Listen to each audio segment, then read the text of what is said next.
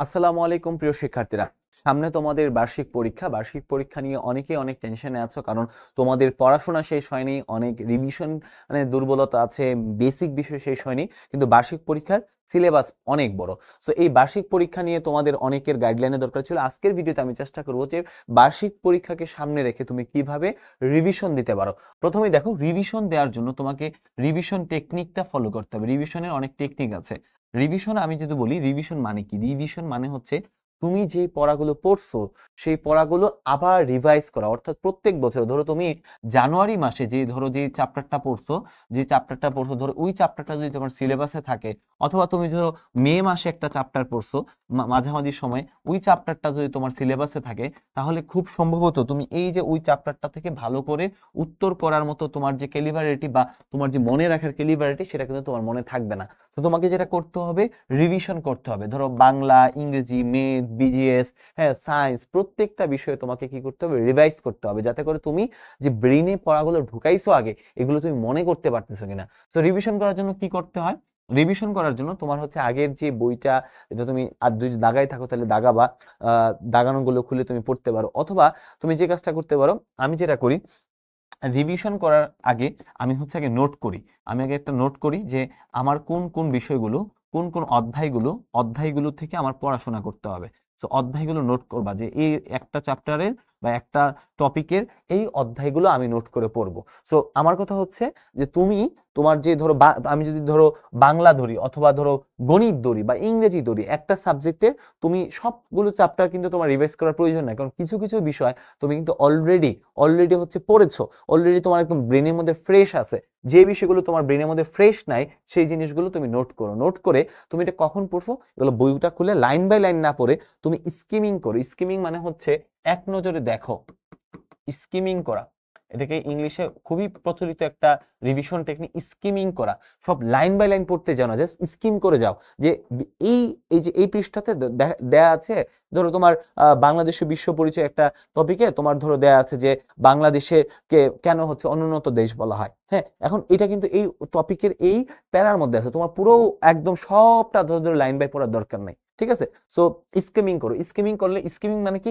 এক নজরে দেখা। এক নজরে যখন তুমি দেখবা, তখনই তুমি এই জিনিসটা বুঝতে পারো যে কোন বিষয়টা তোমার পরীক্ষার জন্য গুরুত্বপূর্ণ বেশি, কোনটা কম। সো লাইন বাই লাইন ধরে পড়ার দরকার নাই, জাস্ট তুমি যে যে বিষয়টা গুরুত্বপূর্ণ সেটার মধ্যেই ফোকাস করো। এখন প্রশ্ন, কিভাবে বুঝবো গুরুত্বপূর্ণ? তোমাকে আমি বলি, তোমাদের অনুশীলনীতে অথবা তোমার বইয়ের শেষে কিন্তু কিছু গুরুত্বপূর্ণ প্রশ্ন দেওয়া থাকে। এই প্রশ্নগুলো থেকে দেখে আইডিয়া করা যায় যে কোন বিষয়গুলো থেকে বিগত বছরের প্রশ্ন এসেছে, অথবা স্যার যখন ক্লাসে পড়াই দিছে কোন বিষয়গুলোকে তিনি দাগাই দিছে, তখন কিন্তু তোমার জন্য জিনিসটা অনেক বেশি ইজি হয়ে যাবে। তারপর স্ক্যান করা।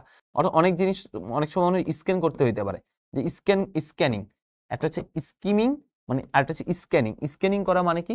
স্ক্যান করা মানে হচ্ছে অনেক গুরুত্বপূর্ণ তথ্য আছে যেগুলো থেকে এমসিকিউ আসে। ধরো একটা প্রশ্নের মধ্যে, একটা পরীক্ষার মধ্যে বা একটা পৃষ্ঠার মধ্যে অনেক বেশি তথ্য আছে, ওই তথ্যটাকে ব্রেনে স্ক্যান করে ফেলতে হবে, যে এই অনেকগুলো তথ্যগুলোকে তুমি স্ক্যান করে ফেললা।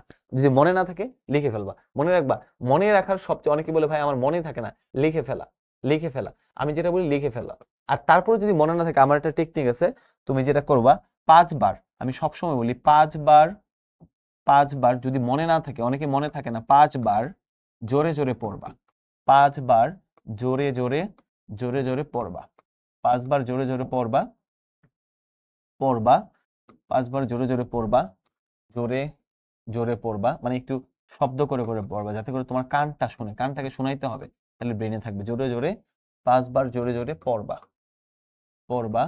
এবং ওই লেখাটা খাতার মধ্যে 2-3 বার, 3 বার, 3 বার দেখে দেখে লিখবা।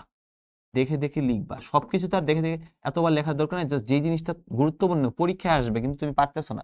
আর 2 বার, 2 বার কি করবা?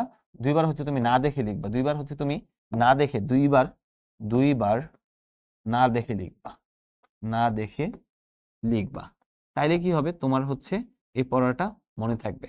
তো আমরা যদি দেখি, 5 বার জোরে জোরে পড়বো, 3 বার দেখে পড়বো আর দেখে লিখবো, আর 2 বার না দেখে লিখবো, তাহলে কিন্তু তোমার এই পড়াটা ভুল হওয়ার কোনো আর সম্ভাবনা নাই।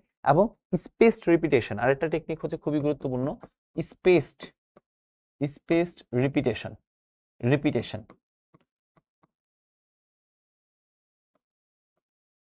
স্পেস রিপিটেশন রিপিটিশন রিপিটিশন আমরা যদি রিপিটিশন মানে হচ্ছে একটু পরে পরে মনে করা। ধরো তোমার পরীক্ষার 1 মাস বাকি আছে বা 20 দিন বাকি আছে, 5 দিন পরে পরে বা 1 সপ্তাহ পরে পরে একটু একটু করে মনে করা। সো মনে করলে কিন্তু তোমার জিনিসগুলো তোমার হচ্ছে পড়া, রিভাইজ করা, এটা হচ্ছে স্পিচ রিভিশন। ওকে, এটা নিয়ে আমি আলাদা ভিডিও দিব। আর একটা হচ্ছে অ্যাক্টিভ রিকল, এটা খুব ইম্পর্টেন্ট।